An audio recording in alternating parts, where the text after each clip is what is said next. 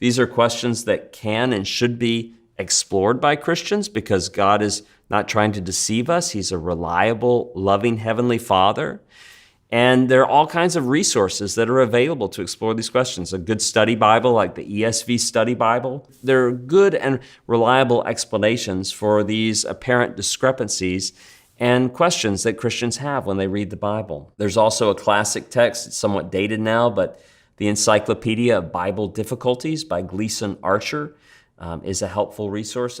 You mean this book? After watching that video, I bought the book. I found it at a thrift store, and it is a gem. It's full of ridiculous attempts to make the Bible be true in places where it quite obviously is not. For example, one issue it addresses is in Exodus 4:24. Whom did the Lord meet? Why did he seek to kill him? What is the connection of the details of verses 25 to 26 to the subject of verse 24? Answer. In Exodus 4:24, the antecedent of him is Moses. Well, this should be a no-brainer. After all, the entire book is about Moses. The context is Moses killed an Egyptian in chapter 2, fled the country, even though he was raised by Pharaoh's daughter and probably didn't need to, and then he lives for 40 years in another country, and he just saw the burning bush and is now headed back to Egypt. Most of the chapter is a conversation between God and Moses. So if you have to ask who is the him in verse 24, you either didn't read the chapter or even the verse, as it's pretty obvious from the verse, or you aren't sufficiently literate, in which case you won't be able to read this book. But that's not why I picked this one for the introduction. It gets worse. Why did God inflict him with a near-fatal illness? Indeed, this is God's chosen one to lead his people out of Egypt. He already said that in chapter 3. So why is God about to kill his own chosen one? Spoiler, the main character of the story isn't going to get killed in chapter 4. In all probability, in other words, the Bible gives us no answer, so I'm just going to make some shit up that might fit here. It was because of the covenant sign of the circumcision in the case of his own son Gershom. Thy son's dick offends me, so you shall die. So as Moses is dying, his wife Zipporah cuts off her son's foreskin and either touches Moses' feet with it or throws it at Moses' feet, depending on which version of the story you read, and God is satisfied and Moses recovers. Okay, why is God so jealous of Gershom's dick? Was it because Gershom's was bigger? Is that the real reason for circumcision? God's dick is small, so he wants to reduce the size of human ones? Or does God just not like foreskins? If so, why not just make them the way he wanted them in the first place? If size is the issue, why do whales still exist? Such a petty God. Really. Dick measuring. Now's not the time for dick measuring, Stuart. Let's make some mac and cheese, and let's have a chat.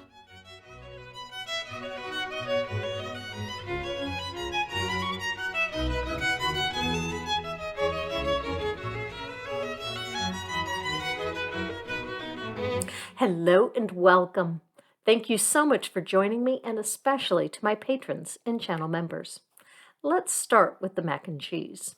Here's my mise en place. I learned that one from watching Anne Burrell on Worst Cooks on Food Network.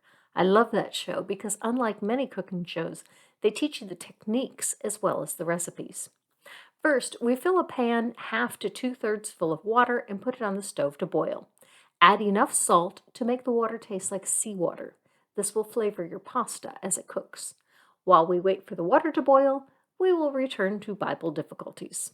I looked to see how the book resolved the issue of Joseph being sold into slavery in Egypt by both the Ishmaelites and the Midianites. The book doesn't address that one, maybe because not enough believers have noticed that one to even ask about it. But this one was interesting, as it claims the timeline for Moses differs from where many believing Bible scholars put him. How could the Israelites have sojourned 430 years in Egypt if there were only 3 generations between Levi and Moses? The author includes another issue. If, by Moses' time, according to Numbers 3:27 to 28, the combined totals of the Amorites, Izhites, Bebernites and Uzalites came to 8,600, all of whom were descended from Korhath. Amram, who had perhaps a quarter of the 8,600 children, or 2,150, could not have had over 2,000 brothers in that one family. No wonder God is jealous of these people, so prolific. And God only managed a single son. The author finds a save in 1 Chronicles 7, where the genealogy is more complete. Evidently, God was abbreviating when he inspired the Numbers chapter, but was feeling like being a little less coy by the time he got to inspiring Chronicles. Here is the verse that the author thinks solves the problem. It doesn't say that each of these begat the next. In keeping with Bible lineages, these could all be brothers. The text is unclear. Far more problematic if you set this genealogical claim next to the Luke account of Jesus' genealogy. Here we have 10 generations from Jacob to David. If we interpret 1 Chronicles 7 the way Dr. Gleason Archer says to, then there are also 10 generations from Jacob to Joshua. But the time from Joshua to David is well documented in the Bible through the reigns of each of the judges. It's 385 years. Somehow, the author needs to make the generations of the line of Judah stretch 383 years longer in the same number of generations than the line of Joseph. Now, Dr. Archer puts this in a straight linear grouping so that the descendants of Judah can get to the clan numbers claimed in Numbers 3. Here, Moses and Joshua count 22,000 Levites and 22,273 firstborn male non-Levites. This is definitely puzzling, as there are supposed to be over 600,000 men here. Surely more than 4% of the men are firstborn.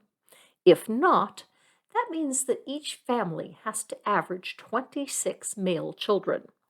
If this is in fact the case, and each family has about the same number of female children, let's look at what that does to the stats on how many people left Egypt in the Exodus. We can't get the exact number, but if there are 600,000 men and an equal number of women and 52 children per family, we'll be generous and say half of the children are all grown, so 26 children per family. Now we have 15.6 million children coming out of Egypt for the Exodus. No wonder it took them 40 years to cross what should have been an 11-day journey. Our water is boiling, so now we add the pasta to the water. I'm adding about 2/3 of this box. It has 8 servings in it. You can use any type of pasta that you like. We happen to enjoy farfalle. I would recommend a type of pasta that absorbs more and lets more of cheese sauce into the nooks and crannies, like either shells or farfalle or elbow macaroni, rather than spaghetti or linguine. You don't get as much of the cheese sauce into the pasta with those types of pasta. Now, back to the Bible. Complicating the issue is that the Hebrew boys were being slaughtered for years, which would imply that if there were 600,000 men, that there were even more women. But possibly that practice ended with Moses 80 years earlier, so we'll give them the benefit of the doubt on this one.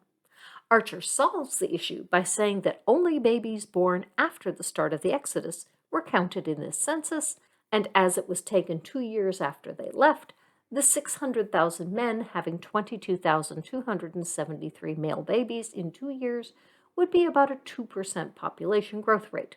High, but not unreasonably so. I think the issue is greed. They had to pay a tax on all the firstborn males in excess of the number of Levites. By hiding most of their males and producing only 22,273 of them for the census, they only had to pay tax on 273 of them. Clever. Let's check on that mac and cheese. Our pasta is done. Mac and cheese is one dish that you can cook the pasta soft for if you like, but I leave it al dente, just a bit firm, as the pasta absorbs some of the cheese sauce when it bakes. Don't rinse the pasta. It washes off what few nutrients it has. The cheese sauce will keep the pasta from sticking together, but if it is a concern, put a bit of olive oil on it to keep it from sticking. Next, melt 4 tablespoons of butter or margarine in your pan. I use the same hot pan to conserve heat energy.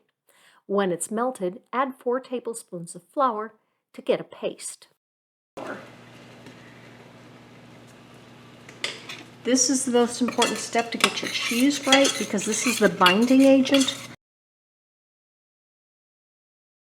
Add about 1/4 cup of milk. We're going to add about 2 cups of milk total, adding it a little at a time. Stir to mix the flour so it doesn't clump. If you do get clumps, keep stirring to smooth them out in the milk. If you have a large clump, mash it on the side of the pan and then stir. This is called a white sauce, a roux, or a bechamel sauce, depending on where you are from. You can use this base sauce for hundreds of dishes. The primary purpose of the sauce is as a binding agent. If you melt the cheese and add the milk, it will not combine. You'll just have cheese lumps in milk. The flour binding agent allows the melted cheese to blend into the milk. If you like, you can add a can of cream of mushroom soup here too, especially if you're trying to stretch this for a large group. The numbers issues continue throughout the Exodus journey. In Exodus 32, God has the Levites kill 3,000 of their own number because Aaron led the people to worship the golden calf. Then God rewards Aaron for slaughtering his friends and family by making him the priest for his new religion. In Numbers 11, the people complain about only having bread to eat. Makes sense. Even God said man cannot live by bread alone. So God sent quail for the people to eat. Except while they are just starting to eat it, God gets mad and sends a plague to kill the people who wanted meat. In Numbers 14, the 10 spies are sent to Canaan, and they've returned to report that the land that they were promised is indeed full of milk and honey, but it's also full of giants and warriors that they will have to defeat. Of the 12 spies, only Caleb says that they can do this with God on their side, but the rest say it can't be done. Only Joshua sides with Caleb, and the rest of the people all align with the other 11. So again, God wants to kill them all. And again, Moses prays, and God says, all right, he won't kill them all. But they aren't allowed to enter the promised land. They are all doomed to march around the desert until they die, except for Caleb and Joshua, who alone are allowed to enter. Them and the descendants of the unfaithful. The promised land is just a few kilometers away. At a minimum, the 11 spies know the way. So why do they march around the desert for another 20 years instead of just going to the promised land? Who knows? In Numbers 16, Korah leads a rebellion against Moses. God wants to wipe out all the Israelites. Again. But again, Moses convinces God to only kill those involved in the rebellion. So God opens up the ground and kills the leader and then burns up the rest of the 250 that were on their side. Same chapter, the next day. The people complain that Moses and Aaron killed a bunch of people. God flies off the handle and wants to kill everyone. Again. Aaron grabs a bunch of incense and burns that as an offering to God and stops him. But not until 14,700 people are dead, in addition to the ones that God killed the day before. In Numbers 21, the people complain about not having any water and the food being awful, and God sends poisonous snakes to kill a bunch of them. It doesn't say how many, just a bunch. Then the people apologize for complaining, and God doesn't get rid of the snakes. He just has Moses make a bronze snake and put it on a pole, and anyone bitten by a poisonous snake can look at the snake on the pole, and they will live. Because God still wants the people to suffer for complaining. But if they all die, he doesn't have any people. A fact he seems to forget frequently. In Numbers 25, some of the people engage in immorality and start worshiping another god. I don't blame them. I'd be looking for a better god too. And another 24,000 people die, either from plague or from being speared by their fellow Israelites. The Bible is unclear as to exactly how this worked. These are the ones that I remember from having read the Bible several times. I might have missed a few.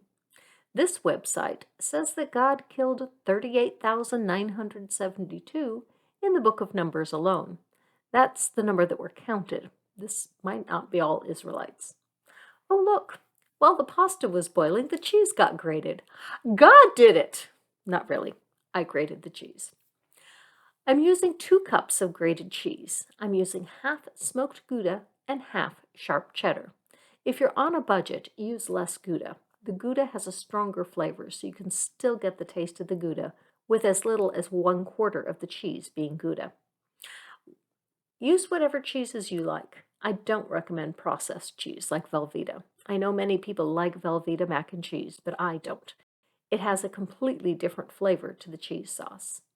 Add the cheeses and let them melt. I don't use pre-grated cheese. It has more preservatives in it. If you have fresh Parmesan, add a bit. It adds a lot of flavor. Now it's time to get creative. I add this Mediterranean seasoning blend. Then some fresh or dry herbs. Today I'm using dill that I grew and dried. I want the leaves but not the stems. A bit of stem is no worry, but avoid large pieces. They tend to taste a bit grassy. Now I have my seasonings for today, but you could use basil or rosemary or oregano. Experiment to see what you like best. Red pepper. Oop! Robin wants some red pepper flakes. We are adding a bit of red pepper flakes. If you want a bit of kick to your dish, add more red pepper flakes. Now we pour the sauce into the pasta. Crush some potato chips on top. These add texture to the dish. Some people use breadcrumbs, but they really don't add enough texture. Panko might, but chips are definitely better. And then top with a bit of Parmesan. Fresh if you have it. I don't right now. Now bake for 30 minutes at 350 degrees. If you're in a hurry, you can eat this as is, but if you bake it, the pasta absorbs some of the sauce. Now back to Bible difficulties while the mac and cheese bakes. When I was a believer, my takeaway from God killing so many people was best to always believe and side with God if you want to live. As an unbeliever, I'm wondering why anyone would want to follow this murderous God that seems to think death is the only solution to every problem. God is never talking to the people and trying to teach them how to live. Instead, he has a fit whenever someone disagrees with him or with his choices, and he wants to kill them. He certainly doesn't act like a God that wants a personal relationship with anyone. He acts like a God that loves himself and his own power, et c'est tout. Moses and Aaron seem far more mature and reasonable than this allegedly omniscient God. My point with all of the numbers was to show why, when Joshua marches into Jericho, there are only 40,000 men left to fight when there were 600,000 when they left Egypt. The 40 years in the desert was not kind to the Israelites. But wait! According to Numbers 26:51, despite all that death and destruction, the number of men that arrive at the Promised Land was miraculously about the same as the number that left Egypt 40 years earlier. Such a prolific people to keep exact pace with all that killing that God keeps doing. I'm wondering why, with 600,000 men in his group, only 40,000 fought with Joshua at the Battle of Jericho. Enough fun with the ridiculous numbers. Back to the main point, the historical problems. Archer puts the Exodus at 1445 or 1446 BCE. His reasoning is that 1 Kings 6:1 says that the Exodus was 480 years before the first temple was built, which Archer says was in 966 BCE, so during the reign of Thutmose III. The problem with this is Exodus 1:11, which says that the Hebrew slaves are building the cities of Ramses and Pithom. The city of Ramses was built no earlier than 1279 BCE, during the reign of Ramses II. The Hebrews could not have been building Ramses nearly 200 years before the birth of Ramses. According to worldhistory.org, the city is best known as the Ramses from the biblical book of Exodus 1:11. So they put slave masters over the Israelites to oppress them with forced labor, and they built Pithom and Ramses as store cities for Pharaoh. But there is no evidence that the city was built by slave labor of any kind, nor was it a store city which held surplus grain or supplies. There is, in fact, no evidence whatsoever of a large Israelite community of slaves in Egypt at any time in its history, and the great cities and monuments were built by Egyptian laborers. The association of Pi Ramses with the biblical pharaoh of Exodus has also naturally suggested Ramses II as that king. Ramses II, however, left the most extensive and exacting records of any Egyptian monarch. There is literally no ancient site in Egypt which does not mention his name, and nowhere does he make any mention of Israelite slaves nor of the events given in Exodus. Exodus 12:37 claims that the Israelites left Egypt from the city of Ramses, and that they numbered about 600,000 on foot, that were men besides women and children. Numbers 33:3-5 also mentions Pi Ramses as the city the Israelites left Egypt from, and mentions how the Egyptians were busy at the time burying the dead of their firstborn, whom God had killed, in order to effect the release of his chosen people. It is far more probable that the Exodus story is a cultural myth, which had nothing to do with Egypt's actual history, and Pi Ramses was chosen for mention by the Hebrew scribe who wrote Exodus because its name would have been instantly recognizable. The link between Ramses II and the heartless pharaoh of the biblical narrative, as well as his city, is unfortunate in that it obscures the great achievements of the historical king and the Egyptian citizens who labored on his monuments and temples. Pi Ramses was built to exemplify the grandeur of Egypt under Ramses II. Stranger yet is the reference to Pithom, which, according to Encyclopedia Britannica, Pithom has been identified as Tal Amaskuta. Excavations at the site have revealed that aside from an unfortified outpost of the Hyksos period, the earliest layers do not predate the 7th century BCE. The monuments of Ramses II that in the past have been used as the dating criterion for the site were apparently transported to the site, perhaps by the kings of the 30th dynasty, 380 to 343 BCE, to adorn this later city. Archer's second reason for dating the Exodus to 1445 is King Thutmose III's firstborn son predeceased him. Archer points to this as occurring when God murdered all of the firstborn of Egypt. So how does he reconcile the historical issues? He doesn't. Nowhere in the chapter does he even mention Exodus 1:11. When the Bible problems become unsolvable, just ignore them and pretend they don't exist. But we won't ignore the mac and cheese, which should be done now. And it is. Voila! Pair this with a salad and you have dinner. My favorite is Caesar salad. Bon appetit. I have many believers tell me that I don't believe in their God because of science. It's true that science does call into question many things in the Bible, but it isn't science that is the biggest issue for me.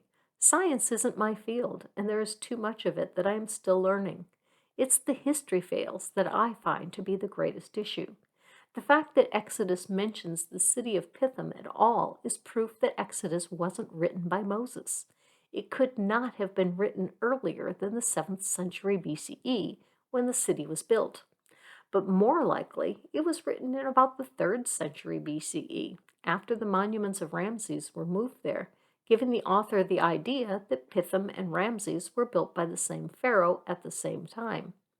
Modern Bible scholars date the book to the time of the Persian Empire in the 5th or 6th century BCE, with revisions being added at a later date. Thus, the reference to Pithom was likely not in the original text of the book. According to John J. Collins, professor of Old Testament criticism and interpretation at Yale Divinity School, it is the general consensus among scholars that the story of the book of Exodus is best understood as a myth and not treated directly as history. So enjoy your mac and cheese and don't worry about any God that's going to smite you for complaining about the food, not bowing down to him enough, or having a foreskin on your dick. Just live your life.